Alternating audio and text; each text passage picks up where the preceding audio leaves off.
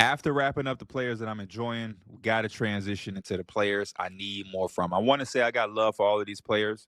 That's why I want more from them. When you like a player, you got to hold them accountable. And these guys are a lot better than what we've been getting so far. First and foremost, I want to start with a guy that I think a lot of the things that's been going around with his team kind of took some light off of him because the best players spoke out, and that caused a whole distraction with everything, which is Jaren Jackson Jr.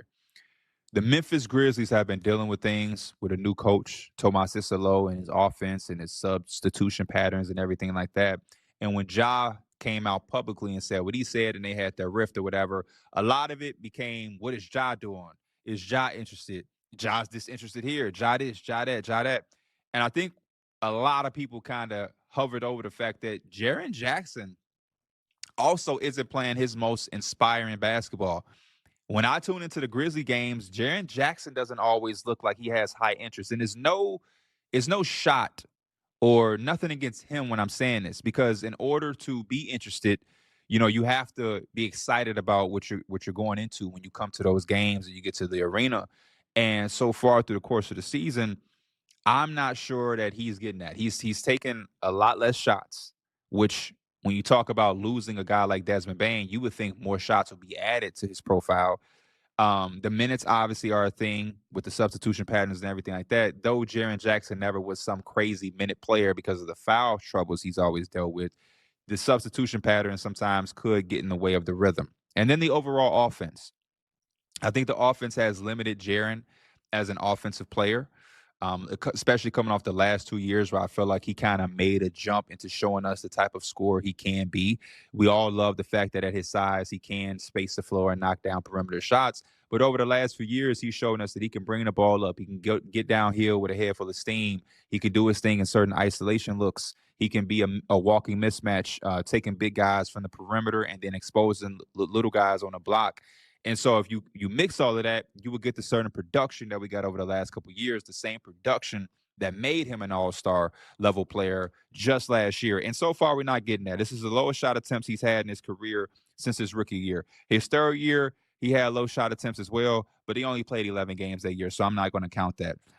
He's playing less minutes, like I mentioned, but he's also averaging more fouls, which I think is something he has to work on as well. This has always been an issue that's kind of hovered over him in his career, as great as a defender he is and has been with a former defensive player of the year.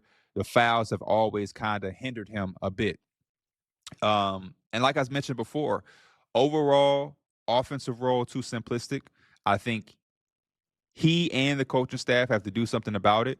And more so than ever, with him being a 50 million man after this year with his new extension, I just think it's a little unacceptable to have him kind of playing the role that he's had. And I felt like coming into the season, the idea was to have him more featured, right? We got rid of the no pick and rolls and everything from the previous coaching staff with the Grizzlies last year, and it was looked to want a highly featured job in Jaren. And if you're not doing that, then I don't know what you're doing. And if this continues, like I mentioned on Numbers on the Board to my co-host, would this open him up to being maybe a potential trade target?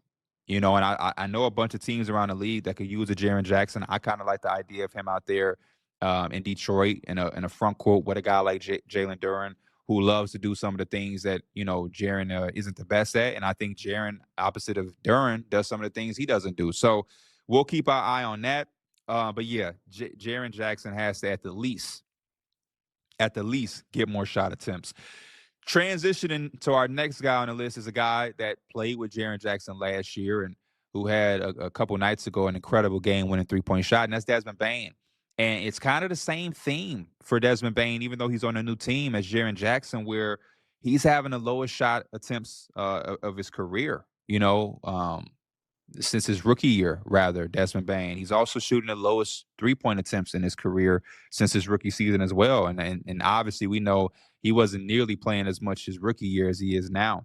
29% from three. He's never had a season in his career below 38%.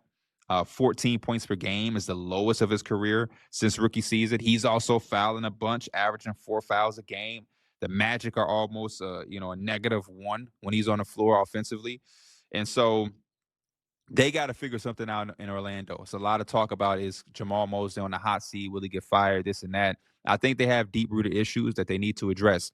Desmond Bane already in this short stint of the season has 3 games with less than 3 threes attempted.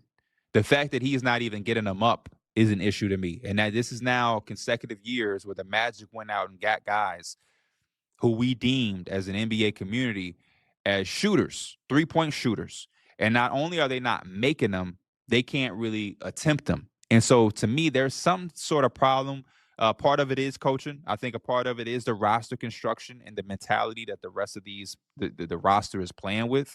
And so again, when you invested as much as they did into this Desmond Bane trade, you want to see a lot more production.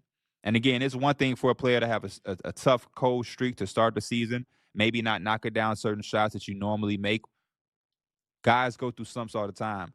But for him to not be getting the shots up is the most head-scratching thing. And I'm talking about cutting things in half. I think he shot almost 8 threes a game last year, and to now drop to half of that at 4 is a bit concerning. And I know if the Magic want to have the success that a lot of them thought that they were projected to have coming into the season, Desmond Bane is going to have to give them more than 14 points per game. He absolutely will. But hopefully that shot that he hit against the Portland Trail Blazers could save the season and maybe give this team some new added energy and a boost. Another guy who's struggling with shooting, and a lot of this is shooting early out for guys, is Cam Johnson of the Denver Nuggets.